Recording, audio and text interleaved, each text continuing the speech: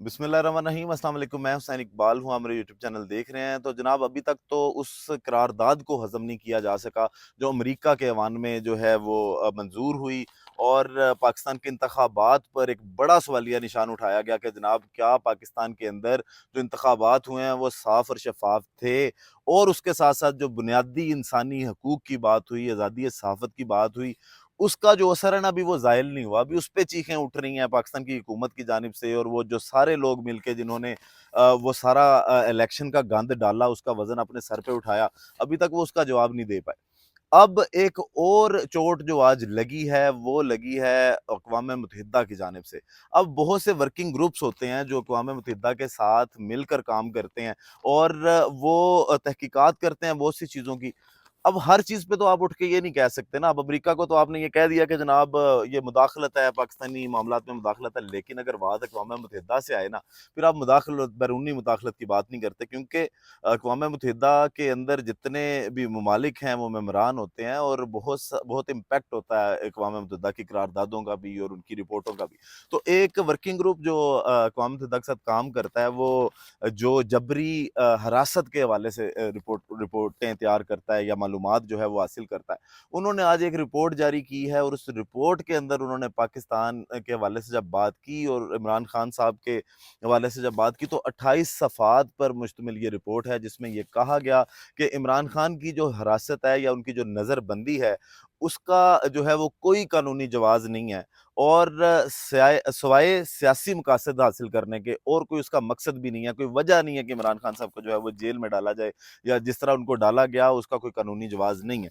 अब उसके बाद जो दूसरी बात अहम उस 28 सफ़हात पर मुश्तमिल रिपोर्ट में की गई है, वो ये की गई है कि जनाब जो हुकूमत है, मौजूदा हुकूमत, इनके साथ जब इमरान खान के केसेस के हवाले से या इमरान खान की हिरासत के हवाले से जो है वो राब्ता किया गया, इनसे मालूमात हासिल करने की बात की गई, तो कोई खातिर ख़्वाह जो है वो आगे से जवाब नहीं मिला और कोई ताउन नहीं किया गया हुकूमत की जानिब से। तो इस पे काफ़ी अफ़सोस का इज़हार किया गया। फिर उसके बाद उसी जो रिपोर्ट है उसके नतीजे में ये बात की गई है कि जनाब इस वक़्त जो पाकिस्तान के तमाम तर मसाइल हैं, जो इश्यूज़ हैं और जिस तरह ये सारा कुछ गैर कानूनी तरीके पे हो रहा है, इसका हल सिर्फ़ यही है कि आप जो है वो इमरान खान को रिहा करें। अब अगर ये रिपोर्ट अक़वाम मुत्तहिदा की आई है, तो आप अब इनको कैसे चुप कराएँगे? ये कैसे कहेंगे जनाब ये बैरूनी जो है वो मामलात हैं और ये मुदाखलत के मामलात हैं। तो हर जगह पे आप जो है वो काम नहीं कर सकते। अब कोशिश पाकिस्तान में तो आपने की है कि आप जनाब इलेक्शन कमीशन का, इदारों का या सुप्रीम कोर्ट का या अदलिया का इस्तेमाल करने की कोशिश करें और जो मामलात हैं इनको दबाने की कोशिश करें, वो भी आपसे नहीं हो रहा। और जब इंटरनेशनली इस तरह का प्रेशर और इस तरह की बातें होंगी, तो फिर आपको खुद ये डिसाइड करना पड़ेगा, जो मौजूदा मैंडेट चोर हुकूमत है, इसको ये डिसाइड करना पड़ेगा कि हम कहाँ पे खड़े हैं। फिर उस रिपोर्ट में जनाब जो पाकिस्तान के अंदर जबरी गुमशुदगियाँ हो रही हैं, जिस तरह लोगों को उठाया जा रहा है और बगैर वारंट के जिस तरह छापे मारे गए, और ये एक लंबी चौड़ी रिपोर्ट इस पे आई है और ये सारे मामला तो उसमें हाईलाइट किए गए हैं कि जनाब ऐसे जो है वो पाकिस्तान का निज़ाम चल रहा है। तो ये अगर वो रिपोर्ट आई है कि इमरान खान की जो हिरासत है वो गैर कानूनी है और जो हल है वो यही है कि इमरान खान को रिहा किया जाए, तो फिर अडयाला के दरवाज़े इनको खोल देने चाहिए और बैठ के बात करने की जो बातें सारे कर रहे हैं कि मुज़ाकरात होने चाहिए, तो इस सारे मामले को मुज़ाकरात से हल करना चाहिए। अब अदालतों की अगर बात करें, तो एक तो ये जो अमेरिका में ये बात हुई, बरतानिया की जानिब से इंतखाबात पे सवाल उठाए गए, चाइना ने भी जो है वो कुछ खदशात का इज़हार किया पाकिस्तान तहरीक-ए-इंसाफ के साथ जो मामला सारे इलेक्शन में हुए हैं, उसके हवाले से, और पाकिस्तान में जो सिक्योरिटी के मसाइल हैं उसके हवाले से। और फिर अब अगर ये करारदाद भी आती है, तो वो वाले मसाइल तो हैं। फिर अब हमारे अपने इदारे सुप्रीम कोर्ट जो है उसके अंदर एक बड़ा अहम केस चल रहा है, मखसूस नशिस्तों का केस जो है, उसके अंदर भी बार-बार ये लेवल प्लेइंग फील्ड की बात की जा रही है। जस्टिस अतर मनिल्ला साहब अपनी बात पे डटे हुए हैं। उन्होंने एक इज़ाफ़ी नोट लिखा था जिसमें उन्होंने रिकॉर्ड जो है वो तलब किया था। तो आज जो समाअत हुई, बड़ी अहम समाअत थी। उस समाअत के दौरान भी जस्टिस अतर मिनल्ला साहब ने कहा कि जनाब मैंने इलेक्शन कमीशन को कहा था कि वो दस्तावेज़ात पेश करें, वो रिकॉर्ड पेश करें जो लेवल प्लेइंग फील्ड के हवाले से जो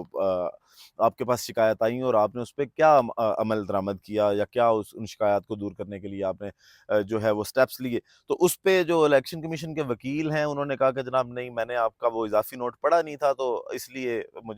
मैं इस चीज़ से लाइल्म हूँ। बाकी उस समाअत में एक लंबी चौड़ी जिसमें काज़ी फ़ायज़ ईसा साहब और मंसूर शाह साहब जो हैं उनकी भी आपस में लगती रही, और जस्टिस मंसूर शाह साहब ने काज़ी फ़ायज़ ईसा साहब को जो टॉन्ट किया वो बड़ा दिलचस्प मरला था, जब अदालत में कह के भी लगे। जब काज़ी साहब ने ये कहा कि जनाब एक आर्टिकल को समझने के लिए इतना टाइम क्यों लग रहा है, सीधा-सीधा मामला है, हमने कोई आइन बनाना नहीं है या इसको तब्दील नहीं करना, हमने तो उस पैटर्न के हिसाब से फ़ैसला करना है जिस पैटर्न पे आइन बना हुआ है। जिसके जवाब में बोले जस्टिस मंसूर शाह साहब के जनाब मेरा हाफ़ज़ा जो है वो शायद चीफ़ जस्टिस साहब के जितना नहीं अच्छा, तो मुझे शायद टाइम लग जाएगा ये चीज़ें समझने में, या टाइम लग रहा है। तो वो बड़ा दिलचस्प मरला था। अब आज इस समाअत के दौरान जनाब हुआ क्या, दलाइल मुकम्मल कर लिए गए हैं और कल का इंदिया दिया गया कि कल ये समाअत जो है, ये केस की समाअत जो है वो मुकम्मल हो जाएगी, और मंगल के दिन सुबह 11 साढ़े 11 बजे जो है वो समाअत का दोबारा से आगाज़ होगा। अब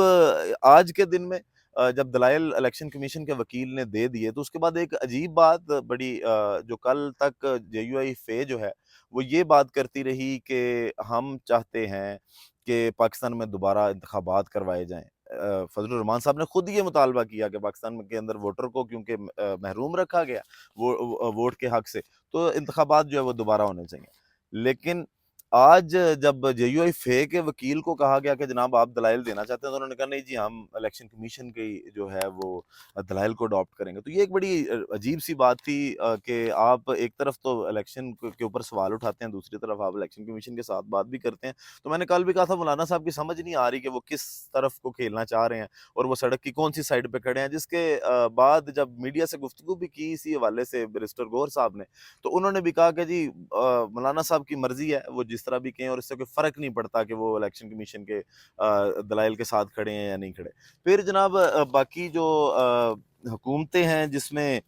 एक तो ये है कि शायद अटॉर्नी जनरल जो एडवोकेट जनरल हैं केपी के हुकूमत के, उनको शायद उनको तब्दील कर देना चाहिए, क्योंकि वो आज कोई इतने अच्छी तरह से वहाँ पे अपने दलाइल नहीं दे सके और वो अपना केस जो है वो ठीक तरह से वहाँ पे नहीं पुट कर सके और ज़्यादा बोले नहीं, वो चंद ना उनसे बोला गया। तो उस पे भी केपी के गवर्नमेंट को देखना चाहिए कि एडवोकेट जनरल साहब जो हैं वो थोड़े से तगड़े कर लें अपने, इस तरह नहीं चलता। फिर जनाब इसके अलावा जो बलूचिस्तान की हुकूमत या पंजाब हुकूमत है, उसने भी ये बात की कि जनाब हम जो है वो इलेक्शन कमीशन के दलाइल जो हैं उन्हीं को अडॉप्ट करेंगे। फिर ये सारे मामलात हुए, फिर तफ़सील आई कि जो एक फुल स्टॉप लगाया ना मामलात को, वो लगाया जस्टिस मंसूर शाह साहब ने। उन्होंने घड़ियों की सुइयाँ जो है ना उल्टी घुमाई, टाइम को पीछे लेके चले गए हैं। अब मामला क्या है इसमें? एक तो ये है कि इस केस में काज़ी साहब बड़े परेशान होते हैं। वो बार-बार जब इलेक्शन कमीशन के वकील ने भी ये बात की इस केस के दौरान कि जनाब वो फैसले की तशरीह गलत थी और वो फैसले की समझ नहीं आई, जिसकी वजह से ये पता नहीं चला कि तहरीक-ए-इंसाफ थी या तहरीक-ए-इंसाफ नहीं थी। तो काज़ी साहब ने कहा कि जी फैसले की अगर तशरीह गलत हुई है, तो ये इलेक्शन कमीशन को तब ये मामला देखने चाहिए थे ना, वो तब भी ये सारी बातें कर सकता था, हर चीज़ जो है सुप्रीम कोर्ट पे ना डालें। फिर दोबारा से जब मामला जब दलाइल जारी थे इलेक्शन कमीशन के वकील के, तो वहाँ पे जस्टिस मंसूर शाह साहब ने ये बात की कि हम ये चाहते हैं कि किसी को उसके हक से महरूम ना किया जाए, और अगर इन्होंने वो सारे कागज़ात जमा करवाए थे और ये कोई कन्फ्यूजन थी कि तशरीह सही नहीं हो सकी और एक फ़ैसले की तशरीह की वजह से सारे मामलात और एक पार्टी जो अपने हकूक़ से महरूम होती है, तो फिर 3 दिन का टाइम दिया जाएगा और उस 3 दिन के टाइम में जो भी रहनुमा है वो जिस पार्टी में जाना चाहे उसको डिसाइड किया जाएगा। और फिर ये तो बड़ा अब एक अजीब-सा मामला, अगर वाक़ई अदालत इस तरह का फ़ैसला दे देती है कि जी जितने रहनुमा आज़ाद डिक्लेयर किए थे इलेक्शन कमीशन ने, उनके पास 3 दिन का टाइम है कि वो कौन-सी पार्टी को जो है वो जॉइन करना चाहते हैं। और अब सुप्रीम कोर्ट के 13 जनवरी के फ़ैसले की तशरीह भी तकरीबन हो चुकी है कि पार्टी एग्ज़िस्ट करती है, सिर्फ़ उनका इंतखाबी निशान नहीं था। काज़ी साहब खुद कह चुके हैं कि यार मैंने पार्टी तो ख़त्म नहीं की, मैंने तो सिर्फ़ صرف وہ انٹرا پارٹی کے جو انتخابات تھے اس کے حوالے سے بات کی تھی، اس کے علاوہ جو ہے وہ اب الیکشن کمیشن اگر اس کا غلط تشریح کرتا ہے تو میرے پاس تو اس کا کوئی علاج نہیں ہے۔ قاضی صاحب بڑی مشکل میں پھنسے ہیں، آپ کو کہا تھا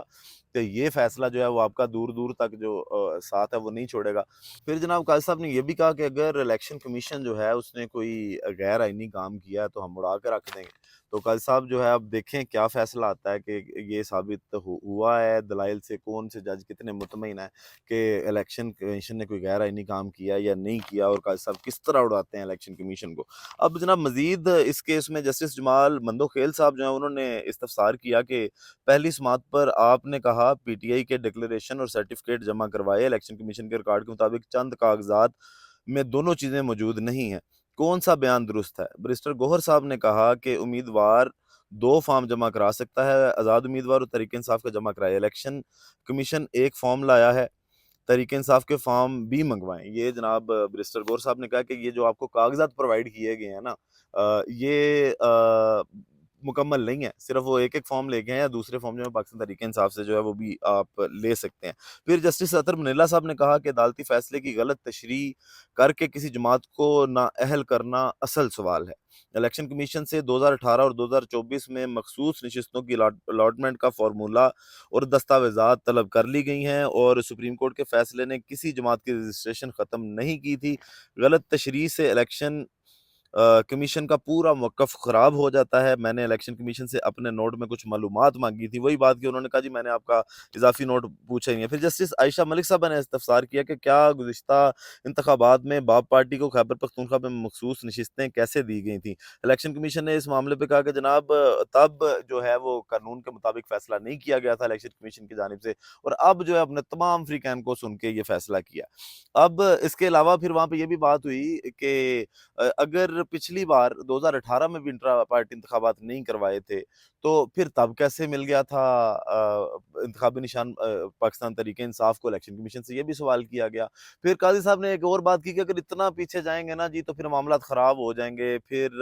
بہت کچھ جو ہے وہ کھلے گا، تو جی آپ جج ہیں، آپ نے بہت کچھ کھولنا ہے، آپ نے انصاف کے مطابق کام کرنا ہے، وہ پھر نظریہ ضرورت والی باتیں نہ کریں۔ آپ کیسے کسی